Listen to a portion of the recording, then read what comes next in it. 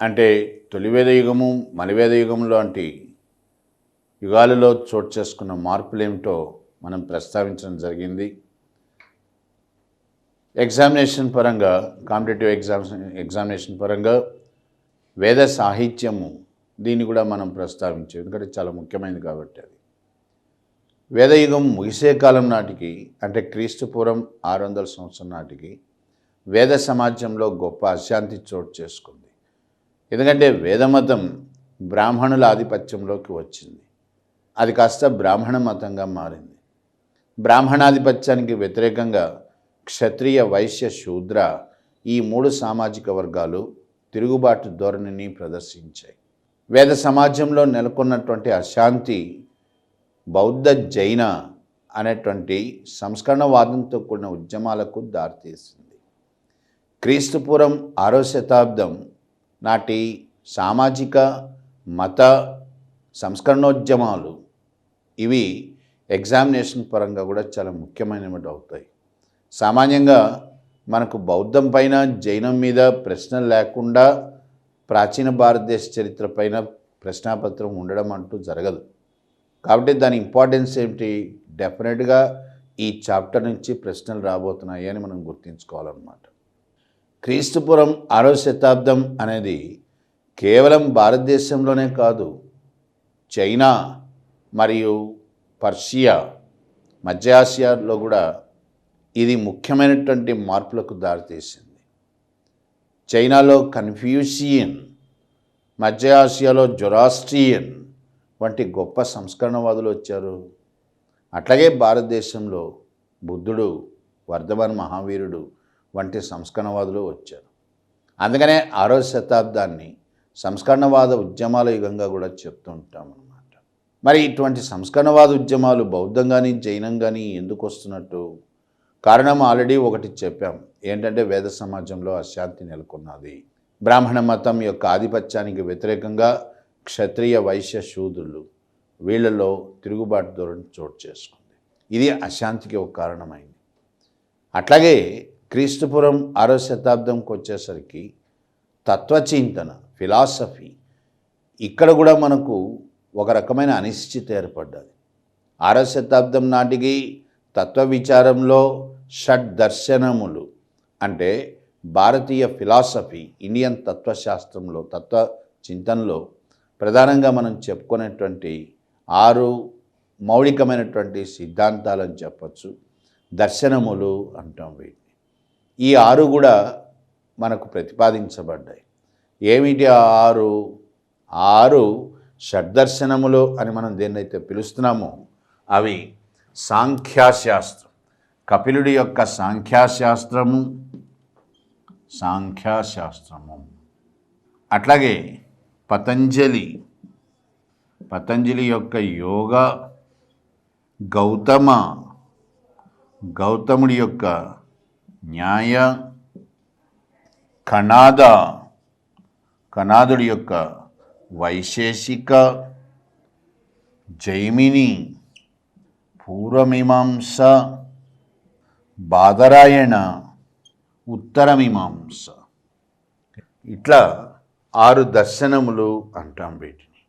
ఈ 6 దర్శనాల్లో కణాదుడి యొక్క వైశేషికం ఇది పూర్తి భౌతికవాదము అని చెప్పచ్చు అన్నమాట. భౌతికవాదము అంటే కంటికి కనబడేది, దీన్నే వాళ్ళు ప్రామాణికంగా ఎంచుకున్నారు. కంటికి కనబడని దాని వాస్తవం కాదు అని వీళ్ళు విశ్వసిస్తారన్నమాట. ఎగ్జామ్లో ఎట్లా అడిగారు ప్రశ్నలు దీని మీద అంటే, పూర్తి వైశేషికం, పూర్తి భౌతికవాదులు ఎవరు అనేటువంటి ప్రశ్న అడిగాడు. వాళ్ళు వైశేషికులు యొక్క వాదము, దీన్ని మనం ఒక రకంగా వైశేషికులు అణు సిద్ధాంతాన్ని కూడా ప్రతిపాదించిన వాళ్ళు అవుతారన్నమాట. సృష్టి మొత్తము అణువులమయము అనేటువంటిది కూడా వీరి వాదం నుంచే వచ్చింది. ఈ వాదానికి చెందినటువంటి వైశేషికులు మానవుడు మట్టి నుంచి పుడతాడు, మట్టికే తిరిగి చేరుకుంటాడు, man comes from dust and returns to dust అనే వాదాన్ని కూడా వినిపిస్తారు. అంటే ఇక్కడ ఏమవుతుంది, దేవుడి యొక్క ఉనికిని ప్రశ్నించేటువంటి తొలి దశ మనకు కనబడుతుందన్నమాట. ఇది కూడా ఒక రకంగా అలజడికి కారణమైంది. ఎట్లా అలజడికి కారణమవుతుంది? 6 సిద్ధాంతాలు, ఆ షడ్దర్శనాల్లో 6 ముఖ్యమైనటువంటి మార్గాలను ప్రతిపాదించాయి. మోక్షము అనేటువంటిది క్లిష్టం గావించబడ్డది. దేవుడి ఉనికి అనేది క్లిష్టం గావించబడ్డది. ఈ సమస్యలను సింప్లిఫై చేయడం, అంటే ఈ సమస్యలకు పరిష్కారం కనుక్కోవాల్సినటువంటి పరిస్థితి కూడా చోటు చేసుకుంది. బౌద్ధము, జైనము ఈ సమస్యలను పరిష్కరించడానికే ఉద్దేశించబడ్డాయి అని చెప్పవచ్చు అన్నమాట. సమాజంలో అశాంతిని తొలగించడము, బ్రాహ్మణ మతాన్ని సంస్కరించడము, మరియు చలామణి అవుతున్నటువంటి వాదాలు వాటిలో వాస్తవికతను నిర్ధారించడం, ఇవన్నీ ఈ 2 మతాల యొక్క ప్రధాన ఉద్దేశాలైనాయి అన్నమాట. సామాన్యంగా మనము ఈ చాప్టర్ని ప్రారంభించేటప్పుడు బౌద్ధంతోనే ప్రారంభిస్తాం. వాస్తవంగా జైనం బౌద్ధానికంటే కూడా అక్కడ ప్రాచీనమైంది. ఎందుకంటే జైనుల యొక్క అనుశ్రుతి, వారి యొక్క పవిత్రమైనటువంటి సాహిత్యం అనుశ్రుతి, సేక్రెడ్ లిటరేచర్. ఆ అనుశ్రుతి ఏమని చెప్తుంది? జైనానికి మూలం 23 మంది తీర్థంకరులు అని అంటుంది. తీర్థంకర్ అంటే మోక్షానికి మార్గం చూపేవాడు తీర్థంకరుడు. రిషభుడు మొట్టమొదటి తీర్థంకరుడు అవుతాడు. మరి రిషభుడి యొక్క ప్రస్తావన ఎక్కడున్నది? రిషభుడు ఋగ్వేదాల్లో కూడా ప్రస్తావించబడ్డాడు. ఈ రిషభుడే మన ప్రస్తుత తెలంగాణ రాష్ట్రం బోధన్లో జన్మించాడు అనేటువంటి వాదన కూడా ఉంది అన్నమాట. ఒక రకంగా జైనం మన తెలంగాణ రాష్ట్రం నుంచే ప్రారంభమైంది అని చెప్పాలన్నమాట. అంటే బుద్ధుడికి పుట్టుక ముందే జైనం యొక్క పోకడలు అనేటువంటివి ఉన్నాయి. జైనుల్ని శ్రమణులు అని పిలవడం కూడా జరిగింది. కానీ బౌద్ధం విషయంలో అట్ట కాదు. బౌద్ధం బుద్ధుడితోనే ప్రారంభమవుతుంది.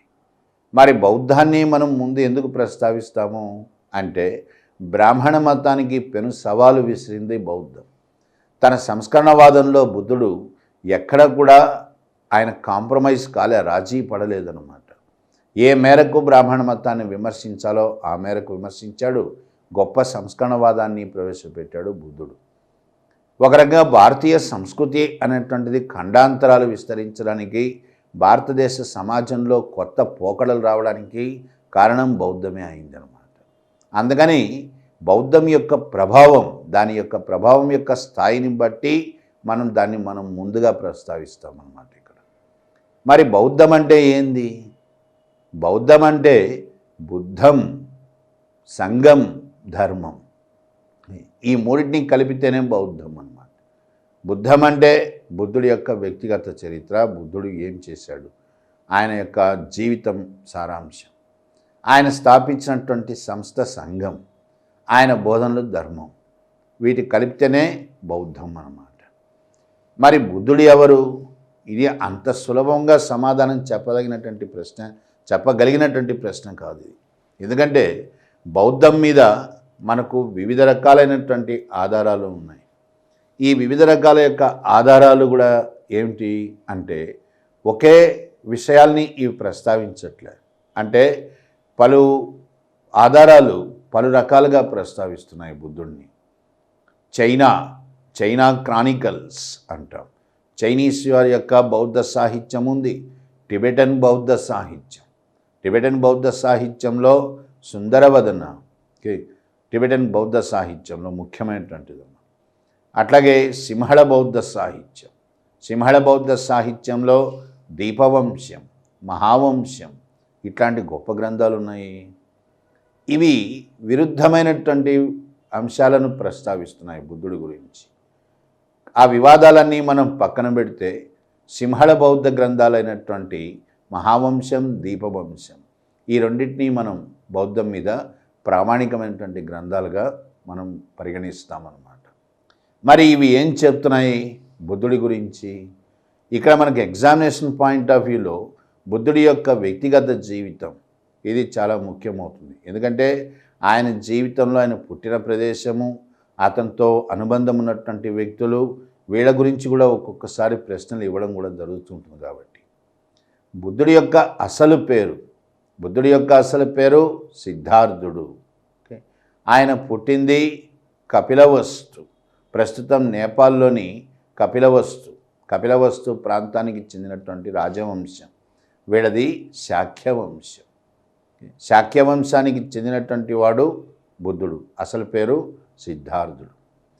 సిద్ధార్థుడి యొక్క తల్లిదండ్రులు సిద్ధోదనుడు, మాయాదేవి. సిద్ధోదన, మాయాదేవి. వీళ్ళకి చాలా కాలం వరకు కూడా సంతానం లేదు. అటువంటిది మాయాదేవి ఒక స్వప్నాన్ని, అంటే ఒక కళ కనిందని, అందులో స్వర్గంలోని ఐరావతం తెల్లని ఏనుగు ఆమె గర్భంలో ప్రవేశించిందని, అది బుద్ధుడి పుట్టుకకు, అంటే సిద్ధార్థుడి యొక్క పుట్టుకకు చిహ్నమని మనకు బౌద్ధ సాహిత్యం చెప్తుంది. మాయాదేవి కొయిలాల యొక్క రాజకుమార్తె. సిద్ధోదనుడు అంటే సిద్ధార్థుడి యొక్క తండ్రి, ఇతడేమో శాక్యుడు. సిద్ధోదనుడి యొక్క వంశము శాక్య వంశం. తల్లి మాయాదేవి కొయిలాల వంశానికి చెందింది. నవమాసాలు నిండిన తర్వాత ఆమెను పుట్టింటికి పంపాలి. అందుకని మాయాదేవి తన పుట్టింటికి వెళుతున్న మార్గంలో లుంబిని వనంకి వచ్చేసరికి సిద్ధార్థుడు జన్మించాడు. అంటే ప్రసవ వేదన అక్కడే స్టార్ట్ అయిందనమాట. లుంబిని వనం వద్ద క్రీస్తు పూర్వం 563 వైశాఖ శుద్ధ పౌర్ణిమ. శుద్ధ పౌర్ణిమ యొక్క ప్రాధాన్యత ఏమిటంటే బుద్ధుడి జీవితంలో అన్ని ముఖ్యమైన సంఘటనలు పౌర్ణిమ రోజే జరిగాయి. వైశాఖ శుద్ధ పౌర్ణిమ నాడు బుద్ధుడు లుంబిని వద్ద జన్మించాడు. అంటే సిద్ధార్థుడు లుంబిని వద్ద జన్మించాడు అన్నమాట. ఈ ప్రసవ వేదనకు సంబంధించిన సమస్యల వల్ల మాయాదేవి చనిపోయింది. సిద్ధార్థుడు బాల్యం నుంచి కూడా పినతల్లి మహాప్రజాపతి గౌతమి ఆమె వద్ద పెరిగాడు. ఆ గౌతమి యొక్క కొడుకు దేవదత్తుడు. వాడు సిద్ధార్థుడికి దేవదత్తుడికి బాల్యం నుంచి మనస్పర్ధలు వచ్చాయి. ఒక సందర్భంలో దేవదత్తుడు సిద్ధార్థుడిని, అంటే బుద్ధుని చంపడానికి కూడా ప్రయత్నం చేస్తాడనమాట. బాల్యం నుంచి కూడా సిద్ధార్థుడు లౌకికపరమైన విషయాల్లో ఆసక్తిని కనబరచలేదు. ఎందుకంటే గొప్ప వ్యక్తులు ప్రపంచాన్ని ఒక మిథ్యగానే చూశారన్నమాట. సిద్ధార్థుడిలో గొప్ప వైరాగ్యం అనేది మనకు తొలి దశలోనే కనిపిస్తుంది. అందుకనే సిద్ధోదనుడు సిద్ధార్థుడికి తొందరగానే పెళ్లి చేశాడు. 16 ఏళ్లకే పెళ్ళి అయిపోయింది. సిద్ధార్థుడి యొక్క భార్య యశోధర కూడా కొయిలాల రాజవంశానికి చెందిందనమాట. సిద్ధార్థుడికి వివాహం అయితే అయింది, కానీ ప్రాపంచికపరమైన సుఖాల పట్ల ఆయనకు ఏ రోజు ఆసక్తి లేదనమాట. సిద్ధార్థుడికి కూతురు కొడుకు కూడా పుట్టడం జరిగింది. ప్రియాంక, కూతురు పేరు ప్రియాంక, కొడుకు పేరు రాహుల. 29వ ఏట సిద్ధార్థుడి యొక్క జీవితంలో ముఖ్యమైన సంఘటన చోటు చేసుకోబోతోంది. అదేమిటది అంటే మహాభినిష్క్రమణ అంటాం. సిద్ధార్థుడు ఇల్లు విడిచిపెట్టి పోవడం అన్నమాట. ఇది 29వ ఏట జరిగింది. కానీ దానికి దారితీసిన పరిస్థితి ఏమిటి అంటే సిద్ధార్థుడు కపిలవస్తు పట్టణంలోకి వస్తాడు. పట్టణంలో వీధులు చూడడానికి, తిరిగి చూడడానికి, పట్టణాన్ని చూడడానికని పట్టణంలోకి వస్తాడు. సిద్ధార్థుడికి ఇష్టమైనటువంటి రథం నడిపేవాడు, రథచోదకుడు, వాడి పేరు చెన్న. అట్లాగే సిద్ధార్థుడికి అత్యంత ప్రీతిపాత్రమైన గుర్రం ఉంది. ఆ గుర్రం పేరు కంటకుడు. వీళ్లతో సిద్ధార్థుడు కపిలవస్తు పట్టణంలోకి విహారానికి వస్తాడు. అప్పుడు ఆయనకు 4 దృశ్యాలు కనిపించాయి. వృద్ధాప్యంతో బాధపడుతున్న ముసలివాడు, రోగగ్రస్తుడు, అట్లాగే చనిపోయినవాడు, అంటే ఒక డెడ్ బాడీ, ప్లస్ ఒక సన్యాసి. ఇట్లా దృశ్యాలు కనబడ్డాయి. అంటే సిద్ధార్థుడికి మొదటి 3 దృశ్యాల్లో ఏం కనిపించింది? ప్రపంచం మొత్తము దుఃఖము, ఎక్కడ చూసినా దుఃఖమే ఉంది. అదే సన్యాసి మొహంలో గొప్ప సంతోషం కనిపిస్తోంది. దీన్ని బట్టి సిద్ధార్థుడు ఏమని గ్రహించాడు అంటే ప్రపంచంలో బంధాల వల్లనే ఎక్కువగా మనిషికి దుఃఖం కలుగుతున్నది. దుఃఖం లేని ప్రపంచాన్ని సృష్టించాలి, ప్రపంచంలో దుఃఖం లేకుండా చేయాలి. ఇది సిద్ధార్థుడి యొక్క కృతనిశ్చయమైందనమాట. అందుకోసమే సిద్ధార్థుడు కుటుంబాన్ని పరిత్యజించాలనుకున్నాడు. ఎందుకంటే కుటుంబం ఒక బంధంలాగా కనబడ్డది కాబట్టి. అందుకనే 29వ ఏట మళ్ళీ ఇది కూడా పౌర్ణిమ నాడు సిద్ధార్థుడు అందరూ నిద్రిస్తున్నప్పుడు రాజప్రాసాదాన్ని వదిలిపెట్టేస్తాడు. దీన్నే మనం ఏమంటాము? మహాభినిష్క్రమణ అంటాం. 29వ ఏట సిద్ధార్థుడు ఊర్విళ అనే పట్టణానికి వెళ్తాడు. అక్కడ అలారకామ, రుద్రక వీళ్ళు సిద్ధార్థుడికి గురువులు అన్నమాట. వాళ్ళ వద్ద నుంచి సిద్ధార్థుడు సాంఖ్యశాస్త్ర, యోగశాస్త్ర ఈ 2 శాస్త్రాలను అభ్యసించాడు. మహామేధావి, ఏకసంధాగ్రాహి కాబట్టే అతి తొందరలోనే ఆయనకి 2 శాస్త్రాలు అందుబాటులోకి వచ్చాయి. కానీ సిద్ధార్థుడికి తృప్తి కలగలేదు. ఈ లోపలే సిద్ధార్థుడికి 5 శిష్యులు కూడా ఏర్పడ్డారు. ఎందుకంటే తనకే జ్ఞానం యొక్క అత్యున్నత దశ ఏంటో తెలియదు. అందుకనే సిద్ధార్థుడు ఆ 5 శిష్యుల్ని వదిలించుకొని తనకు తానుగా జ్ఞానం కోసం బాగా ప్రయత్నిస్తాడు. ఆ ప్రయత్నంలో భాగంగానే సిద్ధార్థుడు 35వ ఏట నిరంజన అనే తటాకం చెరువు వద్దకు వచ్చాడు. ఇదంతా ఎక్కడున్నది అంటే గయ, బౌద్ధ గయ అంటాం మనం. ఈ బౌద్ధ గయ వద్ద నిరంజన అనేటువంటి చెరువులో తపస్సు చేస్తాడు. స్నానం చేస్తాడు. చేసి ఆ చెరువు ఒడ్డున తపస్సు కూర్చుంటాడు. సమాగా అనేటువంటి వాడి యొక్క వ్యవసాయ క్షేత్రం, అక్కడ చెట్టు కింద తపస్సు కూర్చుంటాడు. సమాగుడి యొక్క కూతురు సుజాత సిద్ధార్థుడికి పాలు, అన్నము ఇవి ఇస్తూ ఉండేదన్నమాట. 48 రోజులు చాలా కఠినమైనటువంటి ఘోరమైన తపస్సు చేస్తాడు సిద్ధార్థుడు. 49వ రోజు మళ్ళీ అది కూడా వైశాఖ శుద్ధ పౌర్ణమి అయింది. 49వ రోజు వైశాఖ శుద్ధ పౌర్ణిమ నాడు 35వ ఏట సిద్ధార్థుడికి జ్ఞానోదయం అయింది. ఈ జ్ఞానోదయాన్నే సిద్ధార్థుడు ఏమంటున్నాడు అంటే బోధి అంటున్నాడు. బోధి అంటే ఏంది అని కూడా ప్రశ్నలు వేస్తాడు ఒక్కోసారి. బోధి అంటే ఇంద్రియాలకు అతీతమైనటువంటి జ్ఞానము, నాలెడ్జ్ అబౌవ్ సెన్సెస్. ఏ జ్ఞానమైతే చెప్తే అర్థం కాదనమాట, అది వాస్తవం గ్రహించాలి. చదివితే అర్థం కాదు, అది మన అనుభవంలోకి వస్తుంది. అట్లాంటి జ్ఞానం, దాన్నే బోధి అన్నాడు. సిద్ధార్థుడు బోధిని పొందాడు, అందుకనే బుద్ధుడైనాడు. దీనికి సాక్ష్యం ఏంది? ఆయనకే అనుమానం వస్తుంది. అనుమానం వచ్చిన సిద్ధార్థుడు పెద్దగా అరుస్తాడు అనమాట, కళ్ళు తెరవకుండానే. ఎవరన్నా సాక్ష్యం చెప్పగలరా అని భూదేవి చెప్తుంది. అందుకే భూమిని తాకుతాడు ఆయన. దాన్నే భూమి స్పర్శ అని కూడా అంటాం. ఇది సివిల్స్లో కూడా అడిగాడు ఈ ప్రశ్న అన్నట్టు. సో భూదేవి సాక్ష్యం పలికిన సిద్ధార్థుడి యొక్క జ్ఞానోదయానికి ఆయన బుద్ధుడైనాడు. ఇంకొక పేరు మనము తథాగతుడు అని కూడా అంటాం. ఆయనకి జ్ఞానోదయం అయిన తర్వాత సిద్ధార్థుడు తనకు ఏ జ్ఞానమైతే సంక్రమించిందో ఆ జ్ఞానాన్ని తన 5 శిష్యులకి బోధించడానికి వెళ్తాడు, వాళ్ళని వెతుక్కుంటూ. ఈ 5 శిష్యులు ప్రస్తుతం మనము వారణాసికి బయట సారనాథ్ అంట, ఇక్కడ ఒక జింకల వనం, అక్కడ 5 శిష్యులు కనిపిస్తారు. ఆ జింకల వనంలో ఆ 5 శిష్యులకే బుద్ధుడు తన మొట్టమొదటి బోధ వినిపిస్తాడు. ఆ మొట్టమొదటి బోధనే మనము ధర్మచక్ర పరివర్తన అంటాం. బుద్ధుడు బోధించిన చక్రాలు 3: ధర్మచక్రం, ధాన్యచక్రం, కాలచక్రం. ఈ మూడిట్లో మొట్టమొదటిది ధర్మచక్రం. దీన్ని తన 5 శిష్యులకి బోధిస్తాడు.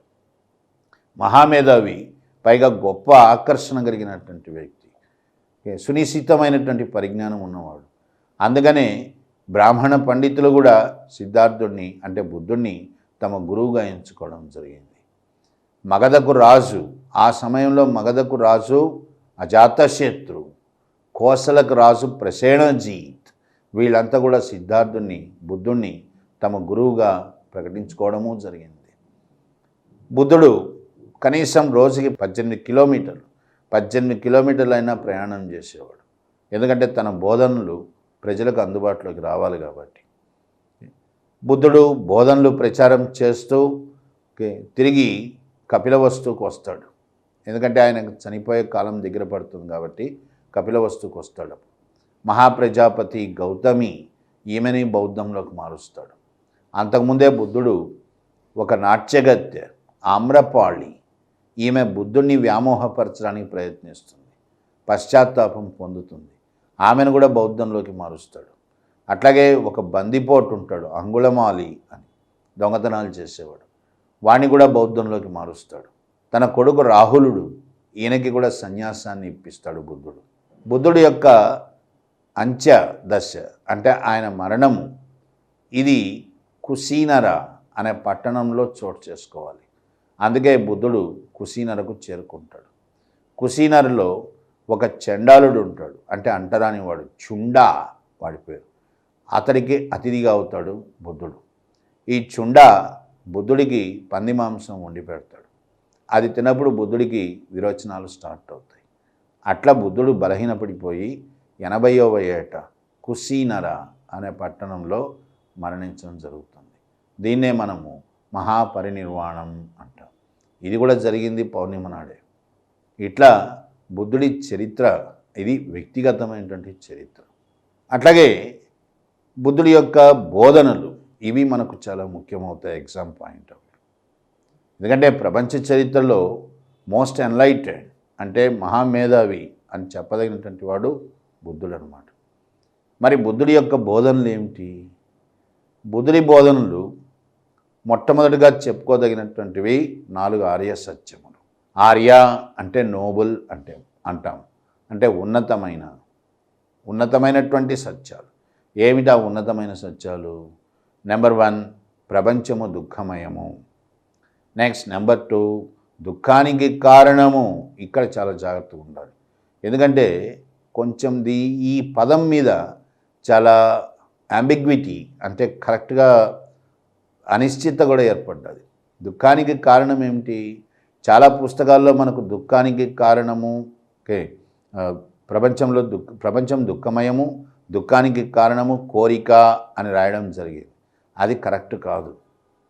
బుద్ధుడి పరిభాషలో చెప్పాలంటే దుఃఖానికి కారణము విపరీతమైన ఆశ. దాన్నే ఆయన తృష్ణాగ్ని అంటాడు. కోరిక వల్ల దుఃఖం రాదు. ఎందుకంటే బుద్ధుడి ప్రకారం కోరిక అనేది అత్యంత సహజమైంది. ప్రపంచం దుఃఖమయం, దుఃఖానికి కారణము కోరిక అని మనం ప్రతి చోట చదువుతూ ఉంటాం. కానీ వాస్తవానికి కోరిక కాదు.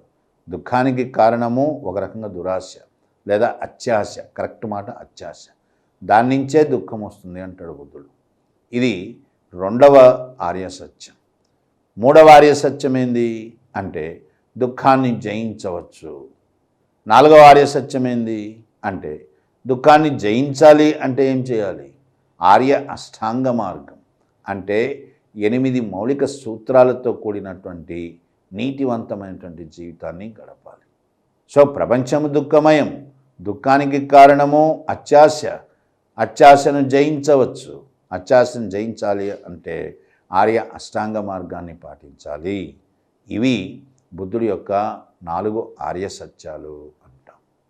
ఈ ఆర్య సత్యాలను బోధిస్తూ కూడా బుద్ధుడు ఇంకా ఏమని చెప్తాడు అంటే మధ్యమ మార్గం, మిడిల్ పాత్ అంటాం. ఆయన వాదం ఏంది అంటే 2 భిన్నమైన మార్గాల మధ్య ఎప్పుడు కూడా మనం మధ్యమ మార్గాన్ని ఎంచుకోవాలి. ఏది పరిపూర్ణమైంది కాదు, ప్రతి దాని మీద పరిమితులు ఉంటాయి. కాబట్టి పరిమితులు తెలుసుకొనే మనం ప్రవర్తించాలి. అప్పుడు సమస్యలకు తావుండదు. దీన్ని ఆయన మధ్యమ మార్గం అంటాడు. మధ్యమ మార్గం means the path between 2 extremes. అహింస మంచి లక్షణం. అట్లని హింస చేయకుండా ఉండకూడదని కాదు. కొన్ని సందర్భాల్లో హింస కూడా అనివార్యమే అవుతుంది. ఒక వ్యక్తి తనను తాను కాపాడుకోవాల్సిన పరిస్థితి వస్తుంది. అప్పుడు హింస తప్పదు. అందుకనే బుద్ధుడు ఏమంటాడు? అహింస అనేది మంచి లక్షణం, హింస అనివార్యము అంటాడు. అనివార్యమని హింసను చేయమని చెప్పడు, కానీ హింస చేయడానికి కొన్ని సందర్భాల్లో సిద్ధంగా ఉండాలి అని కూడా అంటాడు బుద్ధుడు. వ్యక్తి తనను కాపాడుకోవడానికి హింస తప్పని పరిస్థితి అవుతుంది ఒక్కోసారి. ఇట్లా బుద్ధుడి యొక్క మార్గం అనేటువంటిది అంటే కరెక్ట్గా బుద్ధుడి ఆచరణకు ఏది యోగ్యమవుతుందో, ఏది ఆచరించాలో దాన్నే ప్రస్తావిస్తాడనమాట. అదే ఒక రకంగా మధ్యమ మార్గం అని చెప్పచ్చు. ఇంకా ఏం చెప్తున్నాడు బుద్ధుడు? ప్రత్యుత్పాద సిద్ధాంతం అంటాం. ఏంది ప్రత్యుత్పాద సిద్ధాంతం? Cause and effect. ప్రతి చర్యకు ప్రతిచర్య ఉంటుంది. నెంబర్ 1. నెక్స్ట్ నెంబర్ 2 బుద్ధుడు ఆత్మ అనాత్మ ఈ రెండింటి మీద కూడా తన వాదనను వినిపిస్తాడు. బుద్ధుడు అనాత్మవాది. మనం అంగీకరించాల్సిన విషయం ఏంటంటే అనాత్మవాది అంటే ఆత్మ అనేది ఉంది అని ఆయన విశ్వసించలేదన్నమాట. అట్లాగే భగవంతుడి యొక్క ఉనికి ఏంది? దేవుడు ఉన్నాడా లేదా? ఈ విషయం చాలా వివాదాస్పదమైంది. అందుకనే బుద్ధుడి యొక్క వాదన ఏమిటి అంటే అది అప్రస్తుతము అంటాడు. దేవుడు ఉన్నాడా లేడా అనే విషయం మీద బుద్ధుడు ఒక రకంగా మౌనాన్నే పాటించాడు. ఉన్నాడు అని చెప్పడు, లేడు అని కూడా చెప్పడు, అది అప్రస్తుతము అని అంటాడు. అట్లాగే ఆత్మ అనేది ట్రాన్స్మైగ్రేషన్, ఆత్మ పునర్జీవనము లేదా ఆత్మ యొక్క ట్రాన్స్మైగ్రేషన్, దాని గమనము. దీని మీద ఏమిటి అంటే పునర్జన్మను బుద్ధుడు నమ్మాడు. పునర్జన్మ అనేటువంటిది ఉంటుంది, ఎందుకంటే కర్మ పరిపక్వత కాకపోతే దాన్ని అనుభవించక తప్పదు, మనిషి మళ్ళీ పుట్టక తప్పదు. మనిషి యొక్క పుట్టుకకు మూలం ఏమిటి అంటే కర్మ. కోరికతో తప్పు లేదు, కానీ కోరిక లేని స్థితికి వస్తే ఇంకా పుట్టుకకు కారణం ఉండదన్నమాట. దీన్నే ఒక రకంగా బుద్ధుడు తన బోధనలో చూపిస్తాడనమాట. ఏ విధంగా మోక్షము, ఏంది మోక్షం అంటే ఒక రకంగా కోరిక లేని స్థితి. బుద్ధుడి ప్రకారం కోరిక లేని స్థితి. కోరికతో తప్పు లేదు, కానీ కోరిక కూడా లేకపోతే మానవుడు పుట్టడానికి అవకాశం లేదు. ఓకే, ఇవి బుద్ధుడి యొక్క బోధనలో మనకు ముఖ్యమైనటువంటి అంశాలు.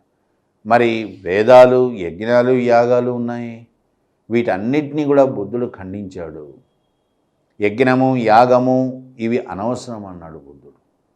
బ్రాహ్మణవాదము, వాళ్ళ యొక్క మంత్రము, తంత్రము ఇవన్నీ అర్ధరహితం అన్నాడు బుద్ధుడు. బ్రాహ్మణాధిపత్యాన్ని బుద్ధుడు అంగీకరించలేదు. ఇవన్నీ బుద్ధుడి బోధనలో ముఖ్యమైనటువంటి విషయాలు.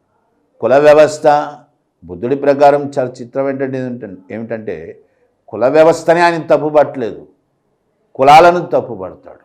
అంటే కుల వ్యవస్థ నుంచి వచ్చేటువంటి దురాచారాలను తప్పుపడతాడు.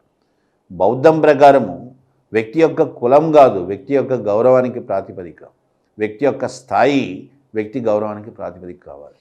అంటే వ్యక్తిలో ప్రతిభ, వ్యక్తిలో మనకు మెరిట్ అంటాం, ఒక గొప్పతనం ఉన్నది అంటే దాన్ని మనం గుర్తించాలి. వ్యక్తి స్థాయిని బట్టి వ్యక్తి గౌరవం ఉండాలి, అంతేగాని వ్యక్తి పుట్టుకను బట్టి, వ్యక్తి యొక్క కులాన్ని బట్టి వ్యక్తికి గౌరవం అనేది సరైనది కాదంటాడు బుద్ధుడు. అట్లాగే ఇప్పుడు బుద్ధుడు సంఘాన్ని స్థాపించాడు. సంఘము అంటే ఏంది? చర్చ్ అంటాం ఇంగ్లీష్లో, ఆర్డర్ అంటాం. చర్చ్ అంటే యేసుప్రభు స్థాపించిన చర్చి, క్రైస్తవుల చర్చి అని కాదు అక్కడ అర్థం. ఒక విషయాన్ని నమ్మే వాళ్ళందరూ కూడా ఎక్కడైతే గుమిగూడుతారో, ఎక్కడైతే సమావేశమవుతారో అదే చర్చి. ఆ కోణంలో చూస్తే బుద్ధుడు స్థాపించినటువంటి సంఘ ప్రపంచ చరిత్రలో మొట్టమొదటి చర్చ్ అని చెప్పచ్చు. సంఘము అంటే ఆర్డర్ ఆఫ్ మాంగ్స్. ఓకే, అంటే బౌద్ధాన్ని ప్రచారం చేయడానికి, బౌద్ధానికే అంకితమైపోయినటువంటి సన్యాసులు, సన్యాసినులు ఉండేటువంటి ప్రదేశం చర్చ్. ఓకే, ఈ సంఘ అందరికీ కూడా ప్రవేశం ఉండేటువంటి సంస్థన అంటే కాదు. బుద్ధుడు కొన్ని నియమాలు అంటూ కూడా పెట్టాడు. ఏమని నియమాలు పెడుతున్నాడు అంటే అప్పుల పాలైన వాళ్ళు, అప్పుల పాలైన వాళ్ళు, రోగగ్రస్తులు, బానిసలు, ఓకే, ఇంకా ఒక రకం చెప్పాలంటే స్త్రీలను కూడా ఆయన అనుమతించలేదు సంఘాలోకి. ఓకే, ఇక్కడ మనం గుర్తించాల్సింది ఏంటంటే సంఘ ఎవరికి? బౌద్ధంలో రెండు రకాలుగా ఉంటారు. బౌద్ధాన్ని పాటించేవాళ్ళు, వీళ్ళు వివాహం చేసుకుంటారు, కుటుంబ జీవితాన్ని గడుపుతారు. వీళ్ళని ఏమంటామంటే ఉపాసికులు అంటాం. అట్లా కాకుండా సన్యాసులు ఉంటారు, వీళ్ళు భిక్షువులు అని పిలువబడతారు. సంఘ ఎవరికి అంటే భిక్షువులకి. ఓకే, మరి ఎవరు కాగలడు సంఘాలోకి అర్హతను పొందగలడు అని అంటే అప్పులు లేనివాళ్ళు, రోగాలు లేనివాళ్ళు, బానిసలు కానివాళ్ళు. ఓకే, వీళ్ళు సంఘాలోకి రావడానికి అర్హులు అన్నమాట. వీళ్ళు భిక్షువులు కావచ్చు. ఓకే, ఎందుకంటే బంధాల నుంచి నువ్వు విముక్తి కావాలి. ఎక్కడ పడితే అక్కడ అప్పులు చేసేసి సంఘాలో సభ్యత్వం పొందుతామంటే అది కరెక్ట్ కాదనమాట. అట్లాగే రోగాలు పెట్టుకొని సంఘాలోకి వస్తే అది మిగిలిన వాళ్ళకి దెబ్బ కొడుతుంది. బానిసలు, వీళ్ళు కూడా యజమాని నుంచి అనుమతి పొందాలి. యజమాని బానిస మీద ఆధారపడ్డాడు. అట్లా బుద్ధుడు సమాజంలో కొన్ని వర్గాల ప్రయోజనాలను కూడా బాగా దృష్టిలో పెట్టుకున్నాడు. సంఘ అనేటువంటిది బానిసలు, రోగగ్రస్తులు, అప్పుల పాలైన వాళ్ళు, వీరెవరు కూడా దీంట్లోకి ప్రవేశించడానికి లేదన్నమాట. అట్లాగే స్త్రీల విషయంలో బుద్ధుడికి కొన్ని భయాలు ఉన్నాయి. ఆయనకి స్త్రీల మీద అపారమైన దయ ఉంది, కానీ భయాలు కూడా ఉన్నాయి. స్త్రీ సమస్యకు కారణం కాకపోవచ్చు, కానీ ఆమె వల్ల సమస్య తలెత్తవచ్చు. ఓకే, ఇది బుద్ధుడి యొక్క భయం అన్నమాట. ఒక రకంగా చెప్తే ఆయన యొక్క అప్రహెన్షన్ అంటాం. ఓకే, స్త్రీ సంఘంలోకి రావడం వల్ల కొన్ని సమస్యలు తలెత్తుతాయి. దానికి స్త్రీ కారణం కాకపోవచ్చు, కానీ సమస్యలు అయితే తలెత్తే ప్రమాదం ఉంది. అందుకనే బుద్ధుడు వాస్తవంగా స్త్రీ సంఘాలోకి రావడానికి ఇష్టపడలేదు. మరి ఎవరు కారకుడైనారు సంఘాలోకి స్త్రీలను రావడానికి? ఆనందుడు, బుద్ధుడి యొక్క ప్రథమ శిష్యుడు, అత్యంత ప్రీతిపాత్రుడు. ప్రథమ శిష్యుడు కాదు, ఆయన ప్రథమ శిష్యుడు మహాకాశ్యపుడు అన్నమాట. బుద్ధుడికి ప్రీతిపాత్రుడైనటువంటి శిష్యుడు ఆనందుడు. ఆనందుడి యొక్క కోరిక మీదకు బుద్ధుడు సంఘాలో స్త్రీలను అనుమతించడం జరిగింది. ఆయనకి ఇష్టం లేదు వాస్తవంగా అయితే, కానీ ఆనందుడి కోరిక మేరకు స్త్రీలను అనుమతిస్తాడు సంఘాలోకి. సంఘాలోకి నియమాలు ఉన్నాయి.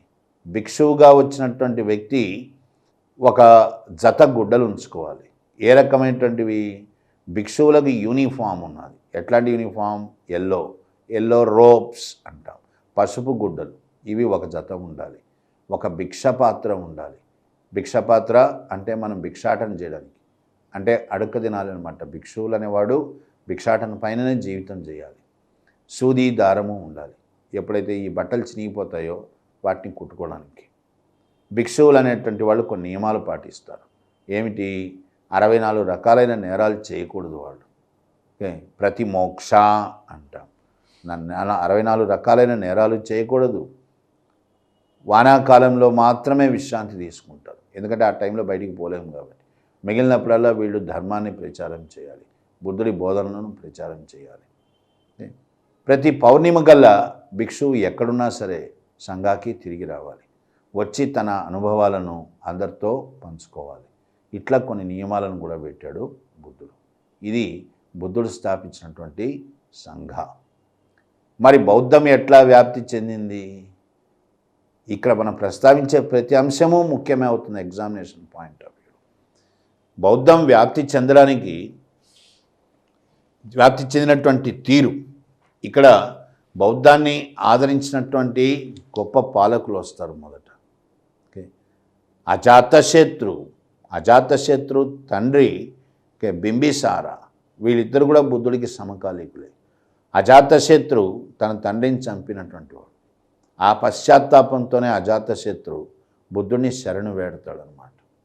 బౌద్ధాన్ని ఆదరించినటువంటి మొట్టమొదటి గొప్ప పాలకుడు ఎవరవుతాడంటే అజాతశత్రు అవుతాడు. అట్లాగే ఇందాకే చెప్పాను, ప్రసేనజీత్ ఆఫ్ కోసల, ఆయన కూడా బుద్ధుడిని తన గురువుగానే గుర్తించాడు. ఎప్పుడైతే బుద్ధుడు చనిపోయినాడో అప్పుడు మనకు సమావేశాలు నిర్వహించాల్సినటువంటి అవసరం కూడా వచ్చింది. అంటే ఇక్కడ ఏమవుతున్నది? బుద్ధుడి తర్వాత బౌద్ధం యొక్క చరిత్ర ఏంది? బుద్ధుడి తర్వాత బౌద్ధం యొక్క చరిత్ర సంగీతి అంటాం, సమావేశాలు, మహాసమావేశాలు, వీటి చుట్టూ పరిభ్రమిస్తుంది. అట్లాంటి సమావేశాలు ఎన్ని జరిగాయి? 4 సమావేశాలు జరిగాయి. మొట్టమొదటి బౌద్ధ సమావేశం ఓకే, రాజగృహము అనేది మగధకు రాజధాని. మగధ అంటే ప్రస్తుత బీహార్. ఓకే, దీనికి రాజధాని, మొట్టమొదటి రాజధాని రాజగృహం అన్నమాట. గిరివ్రజం, దాని తర్వాత రాజగృహం. ఓకే, రాజగృహం అనేది రెండో రాజధాని అని చెప్పచ్చు. ఇక్కడ మొట్టమొదటి బౌద్ధ సమావేశం జరిగింది. ఎప్పుడు జరిగింది? బుద్ధుడు చనిపోగానే జరిగింది. బుద్ధుడు 563లో పుట్టాడు, 80 ఏళ్లకు చనిపోయినాడు, అంటే 483 కల్లా చనిపోయినాడు. మొట్టమొదటి బౌద్ధ సమావేశం క్రీస్తుపూర్వం 483 రాజగృహంలో జరగడం జరిగింది. మొట్టమొదటి బౌద్ధ సమావేశానికి అధ్యక్షత వహించింది మహాకాశ్యపుడు. మహాకాశ్యప 5 సంవత్సరాల ప్రాయంలోనే బుద్ధుడిని చేరుకుంటాడు. సిద్ధార్థుడుగా బుద్ధుడు ఉన్నప్పుడే చేరుకుంటాడు అన్నమాట. బుద్ధుడు చనిపోయింది 80 ఏళ్ళకి, మహాకాశ్యపుడి వయసు 85 ఏళ్ళు, అందరికంటే పెద్దవాడు అనమాట. అందుకనే మొట్టమొదటి బౌద్ధ సమావేశానికి మహాకాశ్యపుడు అధ్యక్షుడిగా వ్యవహరిస్తాడు. ఈ సమావేశం రాజగృహంలో జరిగింది అని చెప్పాం. ఈ సమావేశాన్ని ఎవరు నిర్వహిస్తున్నారు? స్పాన్సరర్ అజాతశత్రు. అజాతశత్రు మగధను పరిపాలించిన గొప్ప పాలకుడు అనమాట, అత్యంత బలవంతుడైన పాలకుడు. ఆయన ఈ సమావేశాన్ని ఆదరించినవాడు అనమాట. మనకు ఈ సమావేశాల యొక్క ప్రాముఖ్యత ఏమిటంటే, ప్రతి సమావేశంలో కూడా కొన్ని ముఖ్యమైన సంఘటనలు, మార్పులు చోటు చేసుకుంటాయి. మొట్టమొదటి బౌద్ధ సమావేశంలో ఏ మార్పులు చోటు చేసుకుంటున్నాయి? ఆనందుడు మరియు ఉపాళి, బుద్ధుడికి అత్యంత ప్రీతిపాత్రుడైన శిష్యుడు ఆనందుడు. ఈ ఆనందుడు సుత్త పీఠక, పీఠకములు అంటే బౌద్ధ మత గ్రంథాలు, స్క్రిప్చర్స్ అంటాం, పవిత్ర గ్రంథాలు అన్నమాట. ఈ పవిత్ర గ్రంథాల్లో మనకు ముఖ్యమైన మూడే పీఠకాలు. ఆ మూడు కూడా ఏంది? సుత్త, వినయ, అభిధమ్మ. ఈ మూడు పీఠకములు అని పిలువబడతాయి. ఆనందుడు సుత్త పీఠకం. సుత్త పీఠకము అంటే కోడ్ ఆఫ్ కాండక్ట్. ఓకే, ఇది code of conduct of the monks. భిక్షువులు ఏం చేయాలి, ఏం చేయకూడదు చెప్పేది సుత్త పీఠకం. దీన్ని ఆనందుడు ఉచ్చరించడం జరుగుతుంది. అట్లాగే ఉపాళి మరొక శిష్యుడు ఉంటాడు, బుద్ధుడి శిష్యుడు. ఆయన వినయ పీఠకాన్ని ఉచ్చరిస్తాడు. వినయ పీఠకం దేని గురించి చెప్తుంది? సంఘ, దీని నియమావళి చెప్తుంది. సంఘ ఎట్లుండాలి, సంఘాలు ఏ విధంగా నిర్వహించాలి అనేటువంటివి చెప్తుంది. ఇట్లా మొట్టమొదటి బౌద్ధ సమావేశంలో ఆనందుడు సుత్త పీఠకాన్ని, ఉపాళి వినయ పీఠకాన్ని ఉచ్చరించడం జరిగింది. ఇది మొదటి సమావేశం యొక్క డెవలప్మెంట్స్, అంటే మొదటి సమావేశంలో జరిగిన పరిణామాలు అన్నమాట. ఇది జరిగినటువంటి 100 సంవత్సరాల దాకా రెండవ బౌద్ధ సమావేశం జరగలేదు. రెండవ బౌద్ధ సమావేశం బుద్ధుడు చనిపోయిన 100 సంవత్సరాలకు చోటు చేసుకుంది. మొదటి సమావేశానికి రెండవ సమావేశానికి మధ్య 100 సంవత్సరాల గ్యాప్, 100 సంవత్సరాల యొక్క కాల వ్యవధి ఉంది. అంటే రెండవ బౌద్ధ సమావేశం క్రీస్తు పూర్వం 383లో జరిగింది అని చెప్పవచ్చు. ఎక్కడ జరిగింది? వైశాలి. ఇది కూడా మగధలోకే వస్తుంది, బీహార్లోకే వస్తుంది. అక్కడ రెండవ బౌద్ధ సమావేశం జరిగింది. ఈ సమావేశానికి అధ్యక్షుడు ఎవరు? ఈ సమావేశానికి అధ్యక్షుడు సబ్బకామి అంట. సామాన్యంగా పుస్తకాల్లో ఎక్కడ కనబడరు మనకు ఈ రెండవ సమావేశానికి అధ్యక్షుడు. రెండవ బౌద్ధ సమావేశానికి అధ్యక్షుడు సబ్బకామి. మరి ఎవరు నిర్వహించారు రెండవ బౌద్ధ సమావేశాన్ని? ఆ సమయంలో మగధకు పాలకుడు కాల అశోకుడు. కాల అశోకుడు అనేటువంటి ఆయన మగధ యొక్క రెండవ రాజవంశం. దీంట్లో హర్యాంక శిశునాగ వంశం అన్నమాట. ఆ వంశంలో చాలా గొప్పవాడు కాలశోకుడు. ఆయన ఈ సమావేశాన్ని నిర్వహిస్తాడన్నమాట, రెండవ బౌద్ధ సమావేశాన్ని. మరి రెండవ బౌద్ధ సమావేశంలో ఏం జరిగింది అంటే బౌద్ధం మొట్టమొదటిసారిగా విడిపోయింది. ఫస్ట్ స్ప్లిట్ ఇన్ బుద్ధిజం అంట. ఎందుకు వస్తుంది విభజన? ఎందుకు వస్తుంది విభజన అంటే బుద్ధుడు పెట్టిన నియమం ఉంది. ఏమని నియమము? భిక్షువులు ఎక్కడికి వెళ్ళినా సరే పౌర్ణిమ కల్లా వాళ్ళు సంఘాకి తిరిగి రావాలి. కొంతమంది భిక్షువులు ఈ నియమాన్ని ప్రశ్నించారు. ఓకే, తిరిగి రావడము అంటే కాలం వృధా అవడమే అవుతుంది.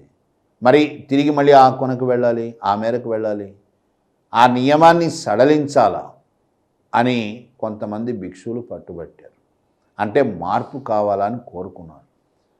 బౌద్ధంలో మొట్టమొదటి విభజనకు కారణము మార్పు కావాలని కోరుకున్న వాళ్ళు, మార్పును వ్యతిరేకించిన వాళ్ళు. మార్పు కావాలని ఎవరు కోరుకుంటున్నారు? వాళ్ళనే మనము మహాసాంఘికులు అంటాం. Mahasanghikas are were the pro changes. మార్పు కావాలని కోరుకున్నవాళ్ళు. మార్పును వ్యతిరేకించిన వాళ్ళు వీళ్ళనేమంటాము? స్థావిరవాదిన్ లేదా థేరవాదిన్లు అంటాం. అంటే మార్పును వ్యతిరేకించేవాళ్ళు, నో చేంజెస్. ఇట్లా బౌద్ధం రెండవ బౌద్ధ సమావేశంలో మొట్టమొదటిసారిగా విడిపోయింది. మహాసాంఘికులు, స్థావిరవాదినులుగా ఈ విభజన చోటు చేసుకుందన్నమాట. ఇది జరిగిన తర్వాత మూడవ మగధకు రాజవంశం, మూడవ వంశం, మగధను పరిపాలించిన మూడవ వంశం మౌర్యులు. హర్యాంక శిశునాగ నంద మౌర్యులు. నందులు మూడవ వంశం, మౌర్యులు నాలుగవ వంశం. నందుల తర్వాత వచ్చింది మౌర్య వంశం అన్నమాట. మౌర్య వంశంలో సుప్రసిద్ధుడు సామ్రాట్ అశోకుడు.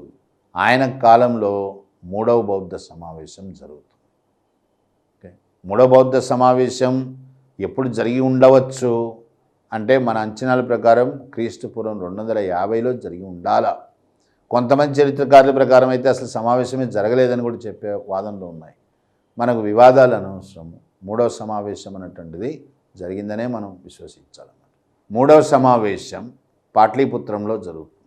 ఈ సమావేశానికి అధ్యక్షుడు సింహళ రాజకుమారుడైనటువంటి మొగలిపుత్ర తిస్సా.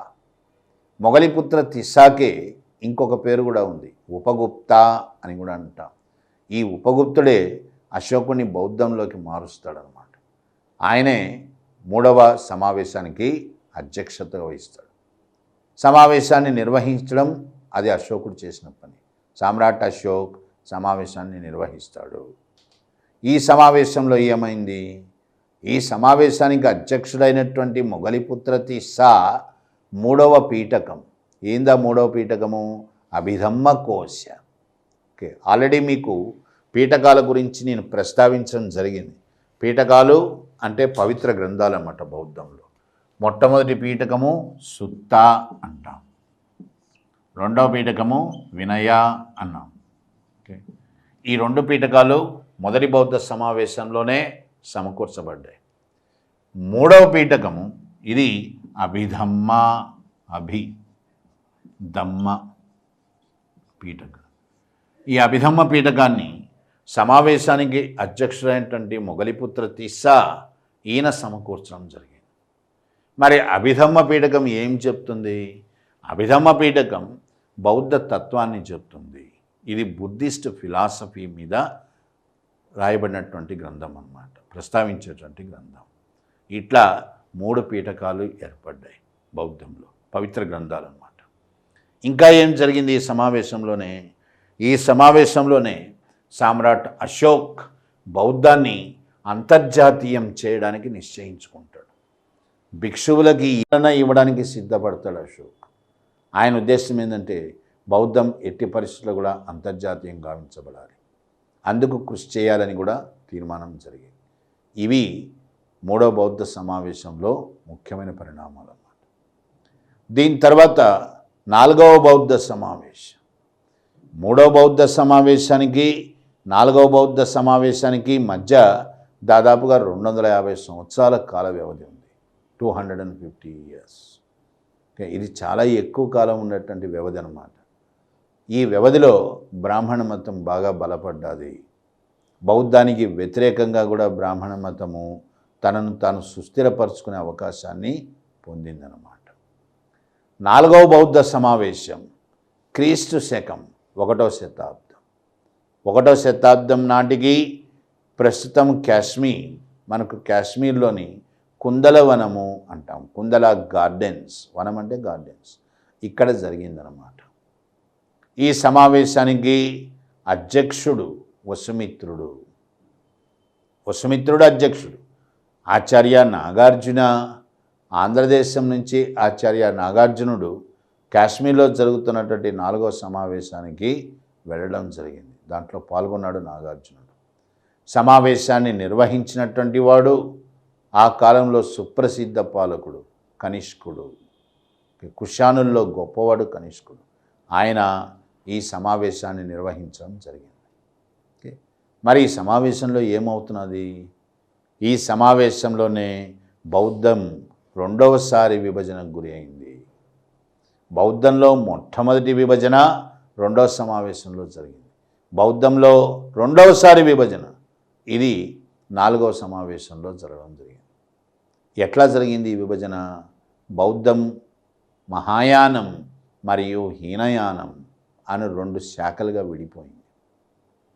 ఏంది మహాయానం అంటే? మహాయానం గొప్ప ప్రయాణం, యానం అంటే ప్రయాణం, గొప్ప ప్రయాణం అని దాని అర్థం. ఎవరిది ఇక్కడ గొప్ప ప్రయాణం? బుద్ధుడు చనిపోయిన తర్వాత ఆయన ఆత్మ అనేది 7వ స్వర్గంలో ఉంది అని మహాయానులు విశ్వసిస్తారు. 7వ స్వర్గాన్ని వాళ్ళు ఏమని పిలిచారు? తుషిటా అన్నారు. తుషిటా, TUSHITA, తుషిటా. తుషిటా అంటే 7వ స్వర్గం. ఈ 7వ స్వర్గం నుంచి బుద్ధుడి ఆత్మ భూమి మీదకు వస్తుంది. మహాయానం ఏం చెప్తుంది అంటే బుద్ధుడి కోరిక తీరలేదు, కోరిక తీరని వాడు తిరిగి భూమి మీదకు వస్తాడనేది బుద్ధుడి వాదనే. అట్లా బుద్ధుడు తిరిగి భూమి మీదకి రావాల్సిన పరిస్థితి వస్తుంది. మానవ జాతి మొత్తము ఉద్ధరించబడే వరకు బుద్ధుడి యొక్క ఆత్మ ఎడతెగని ప్రయాణం చేస్తూనే ఉంటుంది, అంతులేని ప్రయాణం చేస్తూనే ఉంటుంది. ఇది మహాయానం. మహాయానము అంటే బుద్ధుడి ఆత్మ యొక్క ప్రయాణము, అదనమాట దాని యొక్క మూలార్థం. ఈ మహాయానవాదాన్ని ఎవరు ప్రవేశపెడుతున్నారు అంటే ఆచార్య నాగార్జునుడు. నాగార్జునుడి యొక్క వాదం మహాయానం. దీన్ని వ్యతిరేకించిన వాళ్ళు హీనయానులు అవుతారు. హీనయానం అంటే అర్థమైంది, బుద్ధుడు పుట్టాడు, ఆయన యొక్క పరమోద్దేశం జ్ఞానాన్ని పొందడము, ఆయన బోధిని పొందాడు, ఆయన కోరిక తీరిపోయింది, ఇక బుద్ధుడు మళ్ళీ పుట్టడు. హీనయానం ప్రకారము బుద్ధుడు తిరిగి భూమి మీదకి రాడు. ఒక రకం చెప్తే హీనయానం అసలు సిసలైనటువంటి బౌద్ధం అన్నమాట. ఎందుకంటే బుద్ధుడు ఎప్పుడూ చెప్పలే తాను మళ్ళీ పుడతామని చెప్పలే. ఓకే, బుద్ధుడు ఏనాడు కూడా గురువు యొక్క ప్రాధాన్యతని ఒప్పుకోలే. ఓకే, ఒక రకంగా బౌద్ధంలో మహాయానం అనేది యాంటీథీసిస్. బుద్ధుడు చెప్పిన దానికి వ్యతిరేకమైన వాదనలు వినిపించింది మహాయానం. మహాయానంలో ఇంకా ఏమున్నాయి ముఖ్య లక్షణాలు? మహాయానులు నెంబర్ 1 బుద్ధుడు మళ్ళీ పుడతాడని విశ్వసిస్తారు. నెంబర్ 2 బుద్ధుడు సాక్షాత్తు భగవత్ స్వరూపుడు, దైవంతో సమానమైన వాడు, కాబట్టి ఆయన్ని ఆరాధిస్తారు. ఆరాధనని బుద్ధుడు ఏ రోజు ఒప్పుకోలే. బుద్ధుడు ఏనాడు కూడా తాను భగవంతుడు అని చెప్పలే. అసలు ఆ ఆలోచనని ఆయన అంగీకరించలేదు. చివరికి గురువు యొక్క ప్రాధాన్యతను కూడా అంగీకరించలేదు బుద్ధుడు. బుద్ధుడి ప్రకారం ప్రతి వ్యక్తి తనకు తానుగా శ్రమించాలి, తనకు తానుగా అర్థం చేసుకోవాలి, గ్రహించాలి. ఇక్కడ గురువు మీద కూడా ఆధారపడకూడదు అన్నాడు. కానీ అట్లాంటి బుద్ధుడిని మహాయానులు దేవుడిగా ప్రకటించారు. ప్రకటిస్తూ బుద్ధుని ఆరాధించడం కూడా ప్రారంభించారు. ఆరాధనను బుద్ధుడు ఏ రోజు ఒప్పుకోలేదు. అట్లాగే మహాయానులు సంస్కృతం దీన్ని మాధ్యమంగా ఎంచుకున్నారు. బుద్ధుడు ఏనాడు కూడా సంస్కృతాన్ని అంగీకరించలేదు. ఆయన పాళీ, ఆయన భాష పాళీ, ప్రజలు మాట్లాడే భాషనే మాట్లాడాడు, ప్రజలకు దగ్గరగానే మెలిగాడు బుద్ధుడు. అట్లాంటిది మహాయానులు సంస్కృతాన్ని మాధ్యమంగా ఎంచుకున్నారు. ఇట్లా కొన్ని కొత్త పోకడలతో మహాయానం వచ్చింది. ఇందుకు పూర్తి విరుద్ధమైంది హీనయానం. అంటే హీనయానం బుద్ధుడు మళ్ళీ జన్మిస్తాడు అనే వాదనను అంగీకరించదు, నెంబర్ 1. నెక్స్ట్ నెంబర్ 2 హీనయానం ప్రకారము బుద్ధుడు ఒక గొప్ప తాత్వికుడు, అంతేగాని దేవుడు కాదు. నెక్స్ట్ నెంబర్ 3 హీనయానం ప్రకారము బుద్ధుడిని ఆరాధించడం అనేది ఆమోదయోగ్యం కాదు. నెక్స్ట్ నెంబర్ 4 హీనయానం ప్రకారము పాళీ ఇదే బుద్ధుడి భాష, ఇదే కొనసాగాలి, సంస్కృతం కాదు. ఇట్లా విభేదాలు తలెత్తి బౌద్ధం రెండోసారి విడిపోయింది, 4వ బౌద్ధ సమావేశం. ఇట్లా 4 సమావేశాలు జరిగాయి. ఇంతకుముందు చెప్పినట్టే సమావేశాలకు అధ్యక్షులు, సమావేశాలను నిర్వహించిన వాళ్ళు, ఇప్పుడు చెప్పినటువంటి పరిణామాలు ఇవన్నీ కూడా ముఖ్యమవుతాయి ఎగ్జామినేషన్ పాయింట్ ఆఫ్ వ్యూ. దీని తర్వాత బౌద్ధం యొక్క చరిత్ర ఏంది? దీని తర్వాత బౌద్ధం యొక్క చరిత్ర అంటే బౌద్ధం వ్యాప్తి చెందిన తీరు, ఇది ఎట్లా వ్యాప్తి చెందింది. ఎందుకంటే ఖండాంతరమైంది బౌద్ధం. హిందూ మతం ఏనాడు కూడా భారతదేశ సరిహద్దులు దాటలే. దానికి దాటలేదంటే దాటలే కాదు, కానీ తర్వాత కాలంలో దాటింది. ఓకే, చోళుల కాలంలో అన్నమాట. కానీ అంతకుముందే బౌద్ధం ఖండాంతరమైంది. భారతీయ సంస్కృతి మధ్య ఆసియా, ఆగ్నేయాసియా ఈ ఖండాల్లో విస్తరించడానికి కారణం బౌద్ధం అన్నమాట. మరి బౌద్ధాన్ని ఎవరు అంత గొప్పగా ఆదరించారు? నెంబర్ 1 అజాతశత్రు. ఆల్రెడీ చెప్పాం, అజాతశత్రు తండ్రిని చంపి అధికారంలోకి వస్తాడు, బింబిసారుని చంపి. బుద్ధుడిని తన గురువుగా అంగీకరించాడు. అజాతశత్రువే మొదటి బౌద్ధ సమావేశం రాజగృహంలో జరగడానికి కారకుడైనాడు. ఆయన తర్వాత కాలశోకుడు, శిశునాగ వంశం. కాలశోకుడు 2వ బౌద్ధ సమావేశాన్ని నిర్వహించాడు. దాని తర్వాత 3వ బౌద్ధ సమావేశం, దాన్ని నిర్వహించింది సామ్రాట్ అశోక్. మౌర్య వంశంలో గొప్పవాడైనటువంటి సామ్రాట్ అశోక్ బౌద్ధాన్ని ఖండాంతరం చేయడానికి ప్రయత్నించాడు. ఆ ప్రయత్నంలో భాగంగానే అశోకుడు గొప్ప బౌద్ధ భిక్షువులను పలు ప్రాంతాలకు పంపుతున్నాడు. ఎవరి బౌద్ధ భిక్షువులు? మహారక్షితాని అశోకుడు గ్రీసు ప్రాంతానికి పంపాడు. తారాని సువర్ణభూమి, సువర్ణభూమి అంటే మయన్మార్, బర్మా ఈ ప్రాంతానికి పంపాడు. తన కూతురు కొడుకు అని చెప్పచ్చు. ఇది కూడా వివాదమే, కానీ అంగీకరిస్తున్నది మనం కూతురు కొడుకు అంటాం. కూతురు సంఘమిత్ర, కొడుకు మహేంద్ర, వీళ్ళని సింహళానికి పంపాడు. ఇట్లా అశోకుడి కాలంలో బౌద్ధం భారతదేశ సరిహద్దులు దాటింది. బౌద్ధం చైనా, టిబెట్ ఈ ప్రాంతాలకు విస్తరించడం. చైనాలో బౌద్ధాన్ని మొట్టమొదటిసారిగా ప్రవేశపెట్టినవాడు కుమారజీవ.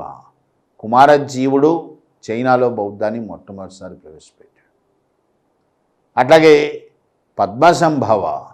పద్మసంభవుడు ఈయన బౌద్ధాన్ని మొట్టమొదటిసారిగా టిబెట్లో ప్రవేశపెడతాడు. బౌద్ధ సాహిత్యం ప్రకారము విజయసింఘవుడు మొట్టమొదటిసారిగా బౌద్ధాన్ని సింహళంలోకి తీసుకొస్తాడు. ఇట్లా బౌద్ధం ఖండాంతరం అయింది. ఇంకా దీని వ్యాప్తికి ఎవరు కృషి చేసినట్టు? కనిష్కుడు. కుషానుల్లో గొప్పవాడు కనిష్కుడు. కనిష్కుడి యొక్క రాకతో బౌద్ధం మధ్య ఆసియాలోకి ప్రవేశించినట్లయింది. ఎందుకంటే కుషానులు ఆఫ్ఘనిస్తాన్ కేంద్రంగా పరిపాలించారు కాబట్టి. 4వ బౌద్ధ సమావేశంలో పాల్గొన్న ఇంకా గొప్ప బౌద్ధ భిక్షువులు ఉన్నాడు, అశ్వఘోషుడు ఊరూరు తిరుగుతుండేవాడు. బుద్ధుడి యొక్క గొప్పతనాన్ని గానం చేస్తూ పాటల రూపంలో పాడుతూ తిరుగుతుండేవాడు. ప్రస్తుత మధ్య ఆసియాలోని ఖొటాన్ అక్కడి దాకా వెళ్ళినట్టు కూడా ఆధారాలు ఉన్నాయి. ఎందుకంటే అశ్వఘోషుడు రాసినటువంటి బుద్ధ చరిత్ర, సుందరనందన, శరిపుత్ర ప్రకరణ, ముఖ్యంగా ఈ శరిపుత్ర ప్రకరణ అనేటువంటి నాటకం శరిపుత్రుణ్ణి బౌద్ధంలోకి మార్చడం అన్నమాట. ఇది ఖొటాన్లో దొరికింది మనకు. అంటే దాదాపుగా అశ్వఘోషుడు అక్కడి దాకా వెళ్ళాడు అని అర్థం అన్నమాట. పాయింట్ ఏమిటంటే కనిష్కుడు మరియు అశ్వఘోషుడు వీళ్ళ కృషి వల్ల బౌద్ధం మధ్య ఆసియాలో బాగా విస్తరించింది అని చెప్పచ్చు. అట్లాగే విశ్వవిద్యాలయాలు ఇవి కూడా కారణమైనవి. బౌద్ధం భారతదేశానికి అందించిన గొప్ప సేవల్లో ఒకటి ఏమిటంటే విద్యను సామాన్య మానవుడికి అందుబాటులోకి తేవడం. ఆ దిశగా గొప్ప ప్రయత్నం చేసినటువంటి వాడు ఆచార్య నాగార్జునుడు. ఆచార్య నాగార్జున శ్రీపర్వత విశ్వవిద్యాలయం, మనకు ప్రస్తుత నాగార్జున సాగర్, ఇక్కడ ఆయన శ్రీపర్వత విశ్వవిద్యాలయాన్ని స్థాపించాడు.